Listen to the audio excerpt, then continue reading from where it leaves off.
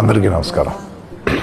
మొన్న మేము పుష్ప సినిమాకి ప్రీమియర్స్కి వెళ్ళినప్పుడు ఆర్టీసీ క్రాస్ రోడ్స్ సంధ్యా దగ్గరికి వెళ్ళామండి. అక్కడ అనుకోకుండా క్రౌడ్ టర్న్ అవుట్ ఎక్కువ అవటం వల్ల నేను సినిమా చూసి వచ్చిన తర్వాత మాకు తెలిసిన విషయం అంటే నెక్స్ట్ డే మార్నింగ్ దట్ ఆ క్రౌడ్లో ఒక ఫ్యామిలీ వచ్చారు.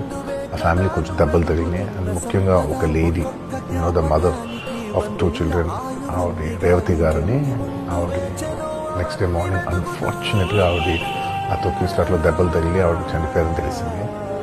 అది తెలియగానే మేము సుకుమార్ గారు, మేమందరం మొత్తం ఎంటైర్ టీమ్ ఆఫ్ పుష్ప అందరం సడన్గా డిసప్పాయింట్ అయిపోయి ఒక షాక్లోకి వెళ్ళాము. ఎందుకంటే అసలు ఇది వెరీ అన్ఎక్స్పెక్టెడ్. ఎందుకంటే లాస్ట్ 20 ఏళ్ళుగా ఆల్మోస్ట్ అన్ని సినిమాలకి మెయిన్ థియేటర్కి వెళ్ళి సినిమా చూసి వస్తాం అనేది ఒక తెలియని ఆనవాయితీ లాంటిది.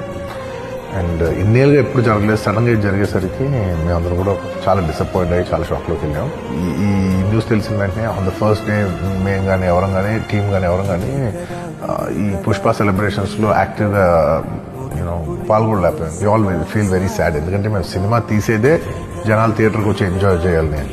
అలాంటి థియేటర్లో ఇలా ఒక ఇన్సిడెంట్ అయ్యేసరికి వి ఆల్ అది మాటలో చెప్పలేకపోతున్నా. Firstly, I would like to say condolences to the entire family.